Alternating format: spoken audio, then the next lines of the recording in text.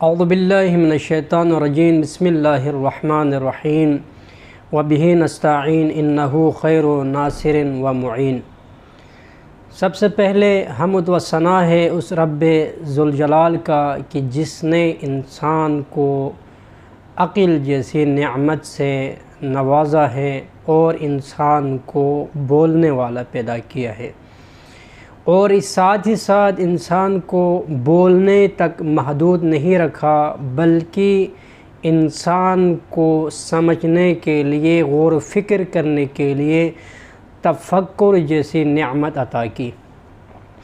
آج مختصراً حضرت محمد مصطفیٰ صلی اللہ علیہ وآلہ وسلم کا ایک حدیث بہت ہی اہم ہے کہ حضرت محمد نے ارشاد فرمایا۔ اب دیکھیے چند باتیں جو اس دنیا میں انسان کرتے ہیں، چند باتیں جو حضرت محمد کے زمانے میں ان کے سمجھو کہ اصحاب کرتے ہیں، چند باتیں وہ کرتے ہیں کہ یا خود کرتے ہیں یا اس کے وصی کرتے ہیں، یا وہ خود کرتے ہیں یا ان کے ولی کرتے ہیں۔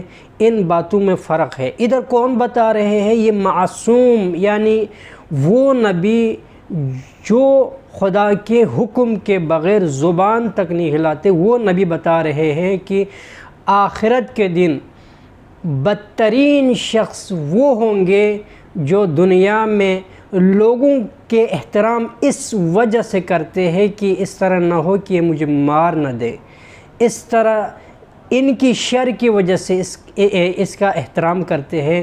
ایسے لوگ آخرت کے دن بدترین لوگ ہوں گے۔ تو بتانے کے مقصد ہے کہ معاشرے میں یہی عام ہو رہے ہیں۔ کسی کے ساتھ اگر مثلا رہنا پسند نہیں ہے تو وہ اس وجہ سے کہ وہ غریب ہے، کسی کے پاس وہ اچھی باتیں اس وجہ سے نہیں کرتے کہ وہ غریب ہے۔ اگر آپ کو پتہ ہے کہ معاشرے میں بڑے شخصیات آ جائے تو وہ اٹھ کھڑے ہو جاتے، اس کے عزت کرنے لگ جاتے، بلکہ یہ بھی بدترین لوگوں میں شمار ہیں۔ عزت کرنا ہو للہ کرے، یعنی اللہ کے لیے عزت کرے۔ کسی کی عزت اگر کرنا ہو، کسی کے احترام کرنا ہو، خوف خدا لے کر خدا واسطے کرے کہ اس میں اچھائی ہو، اس میں کسی کا ڈر نہ ہو، کسی چیز کا خوف نہ ہو، اور خوف خدا رکھ کر صرف اور صرف ڈر خدا کا ہو، احترام کرے تو اس نیت سے کرے کہ خداوند عالم مجھے اس کا احترام کرنے پر ثواب عطا کریں گے، نہ کہ اس کے ڈر سے۔ معصوم نے یہ نہیں فرمایا کہ تم کسی کی عزت نہ کرو، احترام نہ کرو، تم یہ معصوم نے فرمایا کہ کسی کا اگر احترام کرے تو اس کے ڈر کی وجہ سے نہیں، ڈر صرف خدا کا رکھنا ہے۔ اگر آپ اس کا ڈر لے کر اس کی شر سے ڈر سے آپ اس کا دنیا میں احترام کریں گے تو آخرت کے دن یہی لوگ بدترین لوگ ہوں گے۔ یہ معصوم فرما رہا ہے، جو معصوم فرمائے اس کا تو اثرات کوئی اور ہوں گے۔ ہمیں یہ بچنا چاہیے۔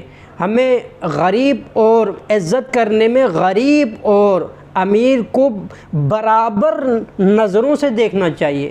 یہ ہمیں معصوم درس دے رہے ہیں، جو آخرت کے بارے میں بہترین جاننے والا ہے وہ ہمیں درس دے رہے ہیں تاکہ ہم آخرت کے دن بدترین لوگوں میں شامل نہ ہو جائے۔